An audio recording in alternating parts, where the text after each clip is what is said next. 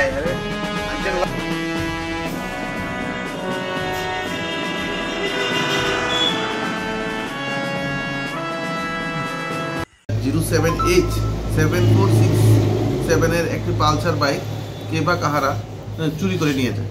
তো অ্যাকর্ডিংলি যে ছেলেটির বাইক চুরি হয়েছিল ওর নাম হচ্ছে আকাশ দেববর্মা, বাড়ি দশরথ বাড়ি। তো অ্যাকর্ডিংলি আমরা একটি এফআইআর নিই। এফআইআর নেওয়ার পরে একজন ইনভেস্টিগেশনে আসে যে একটি সাসপেক্টেড একটি ছেলের নাম আসে যার নাম হচ্ছে গুলচাঁদ দেববর্মা। ওকে আমরা অ্যারেস্ট করি। অ্যারেস্ট করার পর ওকে ইন্টারোগেশন পর জানতে পারি যে গুলচাঁদ দেববর্মা ওর বাড়ি কাকরাবন পিএস এলাকায় তুলামুড়া।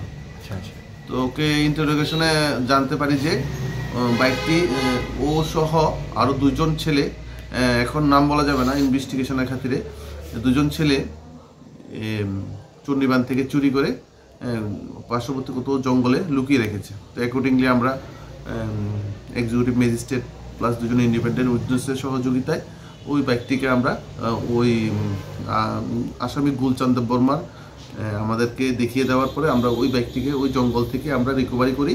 অ্যাকর্ডিংলি ওই বাইকটি আমরা সিজ করে এই কেস কানেকশানে যুক্ত করি। স্যার বাইকের মালিক এখন বাইকের মালিকের হাতে দেওয়া হয়েছিল না, এটা তো আমাদের বাইক সিজ করার পরে কোর্ট থেকে রিলিজ করে নিতে হবে।